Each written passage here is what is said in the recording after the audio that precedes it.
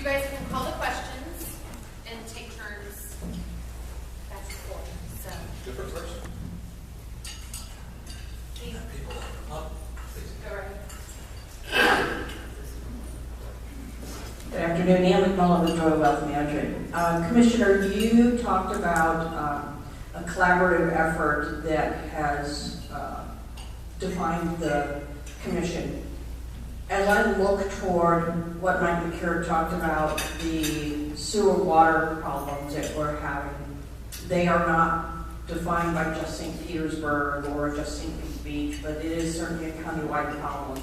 I'll ask each of you, how can you collaborate and not turn this into a political football and make sure that our basic infrastructure is secured for the future? Mike, you talked about the newspaper articles. Tourism is our #1 industry, so how will each of you manage this for us? Thank you. Thank you, Aaron, for the question. And my opponent said I don't like talking about it. That's just not true. We talk about it all the time. What I don't like is when he misleads about it and blames Pinellas County for the individual issues of some of our municipalities. We talk about it all the time, and in Pinellas County, we've been doing something about it over time. We've doubled our budget for our pipe reline and our sewer program. What we've done since the crisis that you've seen is that I have called for a countywide sewer task force. And believe it or not, it is the most popular task force to get a membership on. People have been calling me every day trying to get on this board. But we hold our first meeting on Monday. And the first thing we want to do, the first deliverable we want to do, is simply to have better communication. I will tell you, last year, when the city of St. Pete had issues with Clan Bayou, if they had called any of the other providers, or 17 different sewer service providers in Pinellas County, if they had called, we could have helped. We could have alleviated some of that. We had pump trucks sitting by, ready to aid. They didn't know to call each other. The first goal of this task force will be to aid those communications. The second will be to put the technical experts in the same room and to see, is there a feasible way that we can better connect our resources? Can we share capacity? Because we all know there's times in Palm Harbor when it's flooding and dry in St. Pete and vice versa. We've got to have better collaboration on that. And this is something that has developed over decades, not just over the last 4 years. I would agree with Charlie. It's been developing over decades. This is an issue that is not brand new. And calling and talking or asking, waiting for somebody to call you is not the right approach. I mean, that's where we go back to what's reactive versus proactive. We needed to be proactive. We've actually had sewer taxes or fees and stormwater taxes that have been put aside. We've even had what's called pennies for Pinellas. That's been gathering funds and using those funds. Whether or not it was specifically outlined for that or not, we can discuss and question. But it is coming up again, and it should be considered to be outlined for those things. Our sewers are infrastructure. Our sewer systems are infrastructure. We should have been maintaining those, and we should have not. It shouldn't be a new option or a new possible problem today. We've known about this, and anywhere in any business, and any other cities as well, you need to focus in on maintaining your systems on a regular basis, and maybe some of this would not have happened. That's part of where the problem is. We actually had, what was it, over a year and a half ago, when the water mains, I believe, or some of the spouts on Gulf Boulevard from the reclaimed water started to burst. And what was really the issue is that they weren't maintained. I mean, we should know at least back that far to understand that we have an issue. And you're right, it is not just St. Petersburg. And as a leader of the county, we should be identifying them and working closely with them from the beginning. Not as a task force that starts on Monday.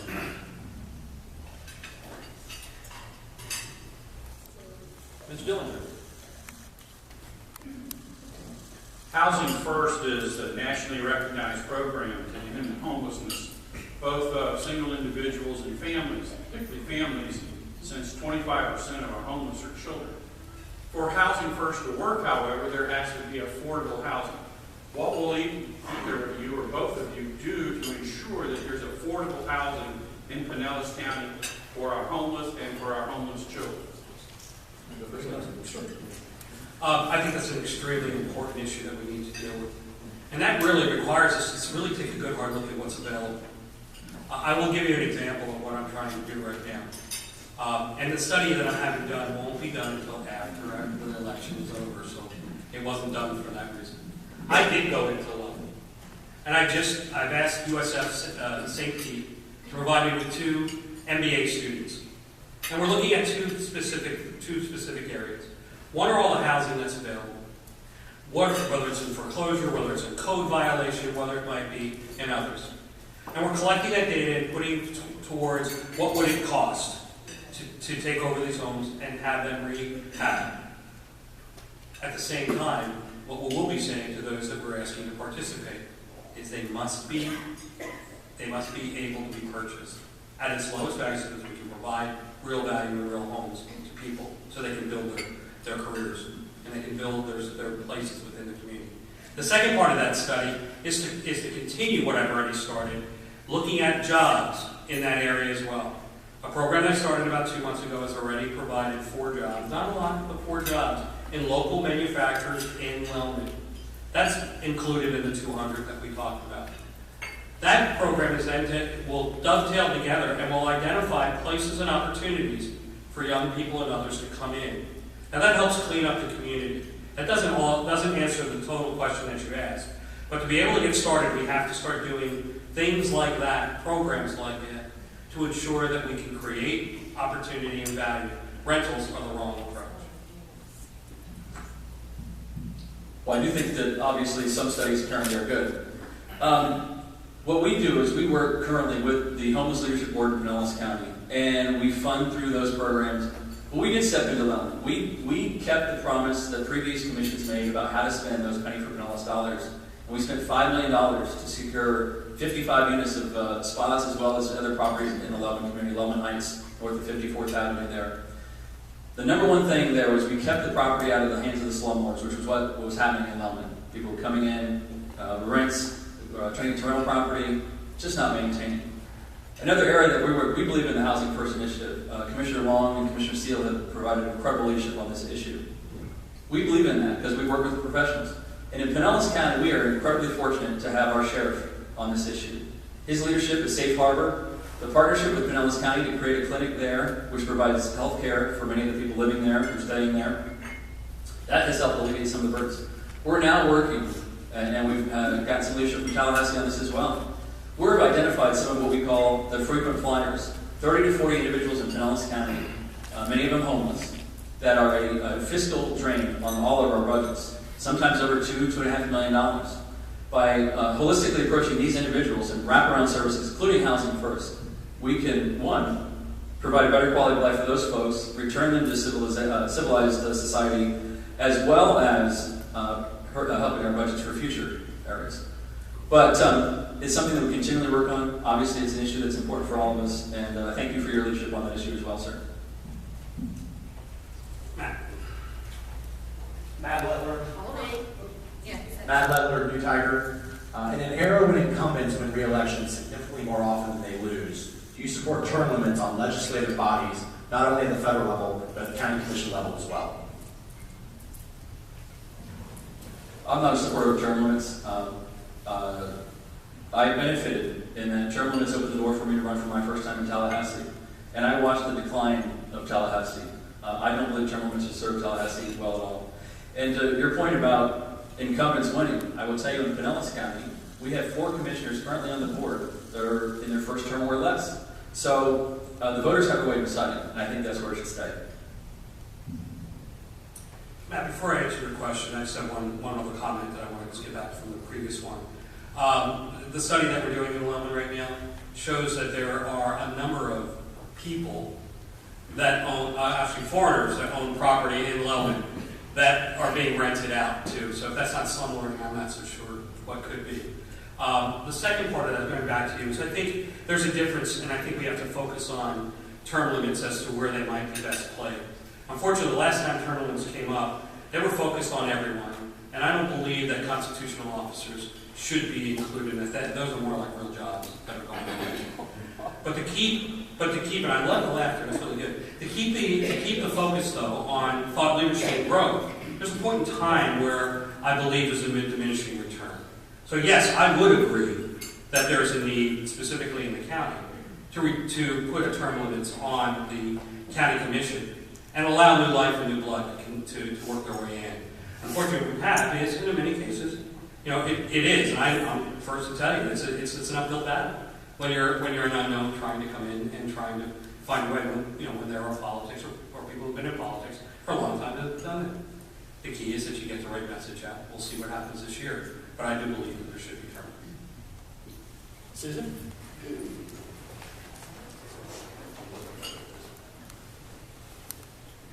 Susan McGrath. Can you tell me, gentlemen, if you support the sale of Pinellas Waterfield mine lands in Pasco, and why or why not? My first one. Yeah, you've been built for so long, so okay. We have looked at this issue very closely, and through our work with Tampa Bay Water, through the land was purchased a long, long time ago, we have made a determination at the current time that we want to maintain ownership of that property. We think it's in our best interest fiscally and also potentially for water resources down the line. I've said it before, and I'll say it again. I'm not so sure that's the right decision. I think what we need to look at is where the real value will come to Pinellas County and to the voters and the people of Pinellas County. And if it's really going to add a value, which I'm not so sure it does, I think we would then make that decision. But to outright just decide from that we should keep these properties in another county, I'm not sure where the value is for the people of Pinellas.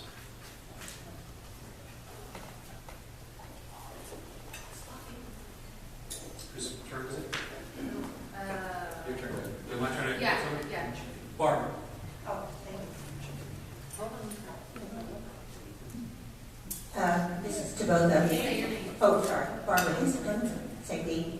In 2010, the people of Hillsborough voted down the 1% tax, local option tax for transportation.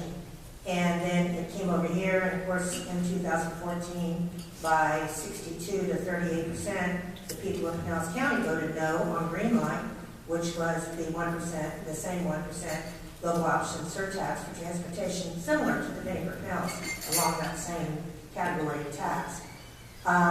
Just this summer, Hillsborough again tried to Just this summer, Hillsborough again tried to put it back on the ballot for November, and again, it was voted down by the county. So, do you support putting that 1% on after people have said no so many times?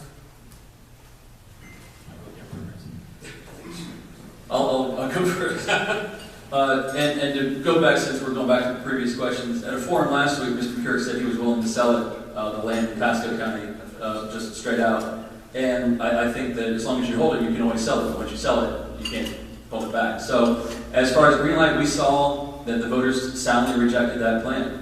I would not support putting that same plan back on the ballot again. If we're going to go to the voters, it would have to be with a different idea, a different vision, and after being in the community and building consensus. In your word, I did say that. And I also said we need to look at what the opportunities could be in the future. But, no, I don't think it should go back up. And not until, we need a comprehensive plan to focus on what transportation may or may not be. I don't think we have one. I don't think anyone's ever really come together and defined what our real needs are. I use this in my campaign speeches all along. When I talk to people in Dunedin, they tell me all they want is give me a golf cart, and that's all I need. And maybe I'll need a ride to go to the airport sometime.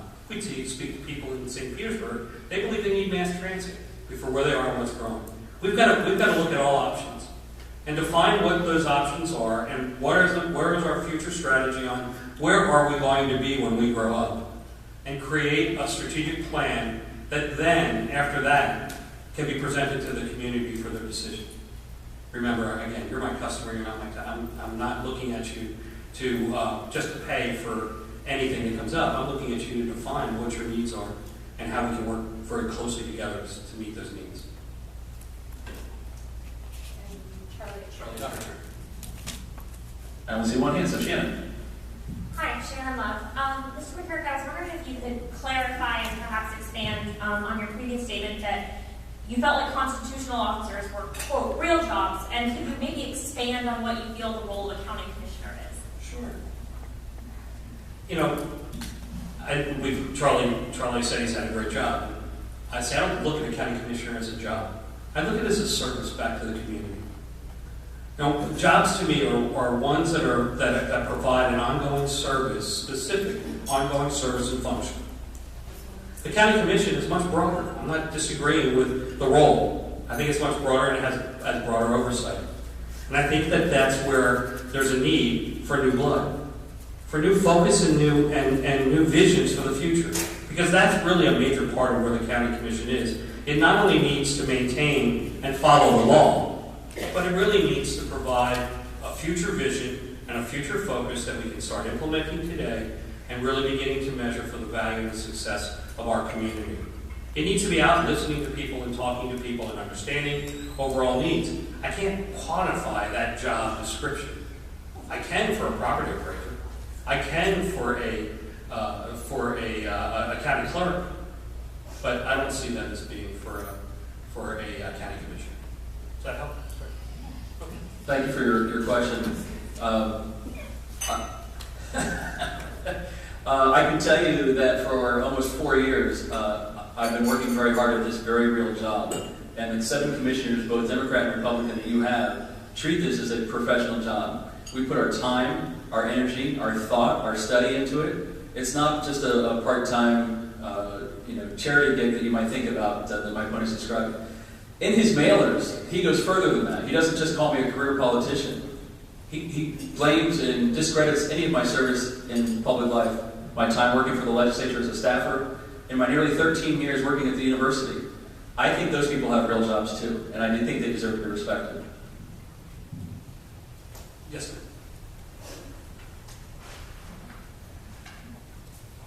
Elaine New, what do you see as the role of the county commission in supporting your state court system in Pinellas County?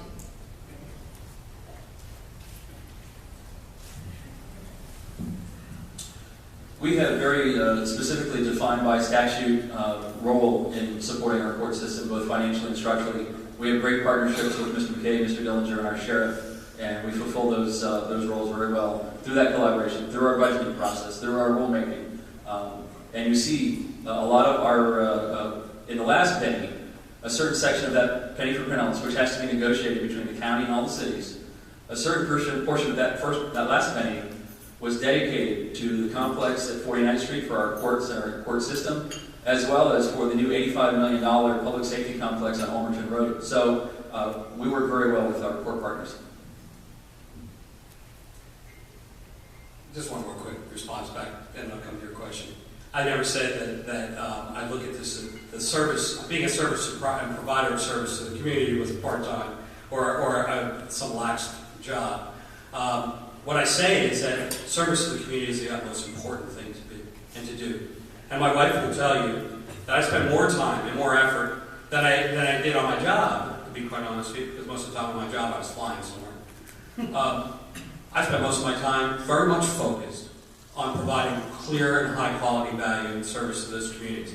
Mr. Dillinger, going back to your question, Mr. Dillinger and I sit on the Juvenile Welfare Board together. I very much support the court system. I very much support the role that he plays. I very much support the role that the sheriff plays, as well as everyone else in that court system. And it's important that we keep on top of it and ensure that it continues to operate effectively and that it operates in a manner that allows them to really do their jobs. And that's defined by what they follow within the law. Fletcher? Anybody else? Sure. I'm sorry, your name? He's going to say. Oh, okay. I'm going to wait for the microphone. My name is Gregory Wilson. Mr. Mikurak, you have characterized Mr. Justice's service as being a career politician, without really any respect for the previous employment that he's pointed out. In 1994, Jack Latvala first ran for the Senate and served with distinction until 2002. And when Charlie Justice was a senator and stepped down to run for Congress, Jack Latvala sought and won that seat and continues to serve today. He's considered one of the most senior members of the Senate and, by all accounts, a great asset to the Tampa Bay area. Do you consider Jack Latvala a career politician? Great question. You know what? Jack Lafayette does have a business as well. And I think I think you got to, if you're going to listen to what I said or hear what I'm trying to say, I'll make preface to make sure that I give you the right explanation of what that meant. As a businessman, I learned to sign the front of a check, not the back of the check. Okay? I had to learn very quickly on how businesses have to run and operate. The only way you do that is that you have to be in the front end of the meeting. You have to understand employment issues. You have to understand needs for growth and management. You also have to make sure the funds are there and are developed in your sales and marketing organization. So when I talk about jobs, and I talk about the difference between someone who's been in a career political role and someone who's had to operate and manage businesses, that's where I'm making the distinction. Was that a yes? Was it a yes for what? I mean, I thought I answered the question properly, but what I'm saying is Jack Lafayette does have his own business as well, so he's both. He's a businessman. He's owned a consulting company, he's owned a printing company, he's done many other things as well. So yeah, he has been a businessman as well. That's what we hear say. I'm not sure. No, I asked if you thought he was a career politician. I said he's a businessman and he's a career politician. He's both. Thank you. If you look at the mailers and you look at the ads, the flyers that my opponent puts out, career politician is not said in a loving, respectful way. So let's be clear about that. I had another career as well. I worked for the University of South Florida St. Pete for over a decade. I value that career. I value that service. We considered that a real job as well, along with the 600 people that work on that campus. And I just, did you hear the disdain in the voice? If you don't sign the front of a check, if you don't sign the front of the check, the value is not the same as if you only sign the back of the check. I just don't agree with that. I value the people who create the jobs and have the businesses and stake their claim that way. I absolutely respect that with all my heart. But I also respect the people who put in a day's work and sign the back of the check, like the hundreds of employees I work with at USF, and the teachers, and the other people who do their service to our community every single day. I think we both asked, right? Yeah. So, Oh, Well, we have two questions, so we'll go to Jim and then. all right. Hi, Jim Holton. If Amendment 2 passes, which is the medical marijuana amendment, would either of you support laws that restrict where medical marijuana can be dispensed in Pinellas County? thank you for your question. I do support Amendment 2, and I thought Senator Brandis wrote a great editorial about that. We had actually just, funny that you bring that up, our commission started discussing this last week about whether or not we would start to look at zoning and rules about where those dispensaries would be allowed. So we're going to have that conversation, and I think that it's something we should look through. We don't want an explosion of the wrong kind of shops, but we will follow the law, and we will do our job to look at it accordingly and make sure that our community is safe. I'm concerned that we don't recreate, I think it's the sheriff, so we're not recreating the pill mills again. That concerns me. I'm afraid that we will need to. If the law passes, we'll have to follow it. But what's critical and what we really need to make sure that we do is that we ensure that it's followed to the letter of what it is, and that's to support the medical issues of those who need it, and not create what we just spent a great deal of time, and the sheriff has spent a great deal of time on, trying to try to dissolve and break up what were once pill mills that this county was well known for.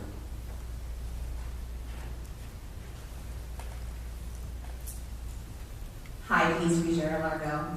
Can you tell me a little bit about the $16.5 million judgment against the county? Should things have been handled differently? And do you feel that Pinellas County residents deserve an apology? This is another one of my opponent's favorite issues that I don't think clearly understands. The lawsuit was not a land use lawsuit, by the way.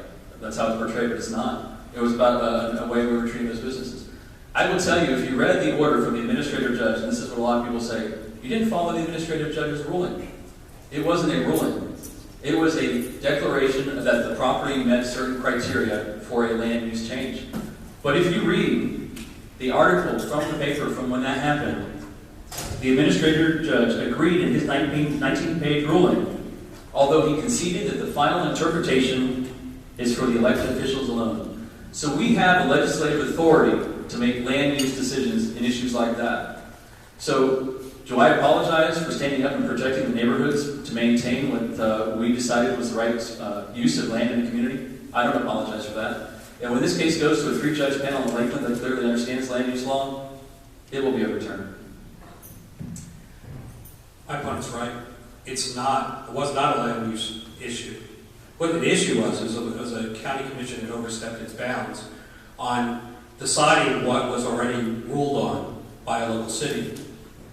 The county commission is responsible for unincorporated areas. The city of Safety Harbor was responsible for the city of Safety Harbor. The ruling is he's right. The actual final ruling, the first ruling that came from the administrative judge, basically came back and told him that. And when his own attorney was asked the question, the attorney told him that he should listen to what the judge had told him.